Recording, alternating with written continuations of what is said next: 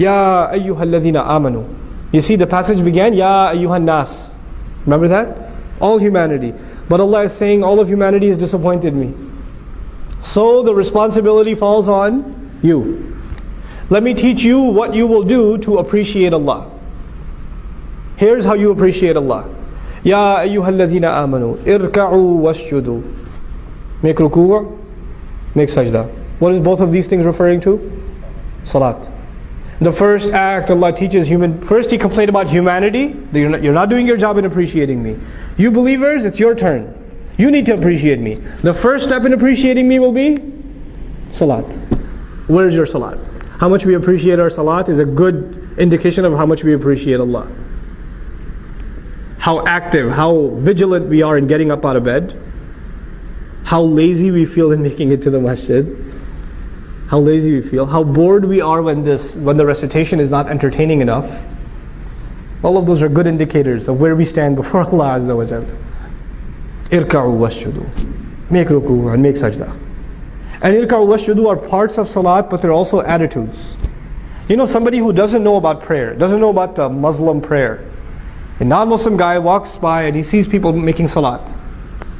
He's going to notice these people are standing with their head down, holding their head. They're humble before somebody. Then they put their heads down like this halfway. Wow, they got even more humble.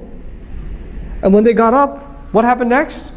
Face on the ground, they got really humble.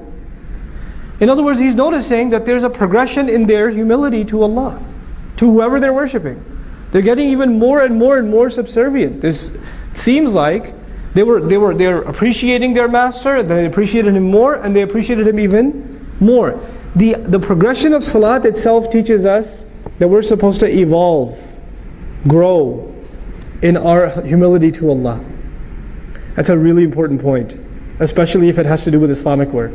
You know what happens with people when they get involved with Islamic work? I'm no exception. All of us can be victim to this. The more tenured, the more experienced you get in Islamic work, the more full of yourself you get. I know what this stuff is. You're a rookie. You're a newbie. I've been a board member at the masjid for 20 years. What do these guys know? You know? I ran the MSA 2 semesters in a row. When you get experience, and you don't get more humble, you get more arrogant. Because you know, in any other job, when you have more experience, you have more credentials, you have more respect, you have more appreciation, you're worth more. Right? Allah is teaching us the exact opposite attitude. The more you grow in deen, the more humble you should get. The more humble you should get. Subhanallah. And you'll notice, it's a good check. It's a good gauge. What was Iblis's problem? Adam alayhi salam, what's on his resume? How long he's been doing so? What kind of experience he has? He gets a promotion over me. Now imagine you're a volunteer, you're helping out at the MSA at the college or at the Sunday school, you've been volunteering for 2-3 years, and they pick a new principal for the Sunday school. You even had your inauguration speech ready, and they pick this 18-year-old kid to be the principal of the Sunday school. The story of Iblis is going to repeat itself. Ana khayrun minhu? What do you mean him? I got the experience, man. I should have been the principal. That should have come to me. The story repeats itself. It's not just a story that happened a long time ago. You know?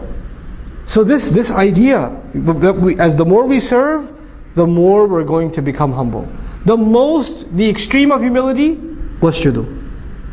Then from there, because these two things still in the end, in essence, refer to salat. They refer to salat. What about in between the salawat? وَاعْبُدُوا رَبَّكُمْ, and enslave yourselves and worship your master. In other words, now that ruku' and sajda is done, that's not the only ibadah. You understand ibadah is more than that. Ibadah is an attitude. I'm a slave. I'm here to serve. Ibadah is how I walk, how I talk, how I think about myself, how I think about others. Your entire attitude gets transformed because of prayer. Prayer is actually a very big part of a Muslim's personality, not just our behavior. Prayer, we think of it as a behavior. But prayer actually, the daily salawat, they're supposed to have a really direct effect on how we think. Our attitudes, our thought process, our mentality. Between Dhuhr and Asr, my thoughts are going to be impacted by the Dhuhr prayer. Between Asr and Maghrib, my thoughts, my priorities are going to be impacted by the Asr prayer. It's the way a Muslim carries himself as a abd. That's shaped. That's what the salawat do. You know how pillars hold a building together? The salawat hold our day together. They hold our day together. And the between hours are dictated by what quality of salat we have. Now if the salat itself becomes empty, if the salat becomes just cardiovascular exercise, it just becomes a review session for Surah Al-Ikhlas and Surah Al-Kawthar, because you don't have time for anything more.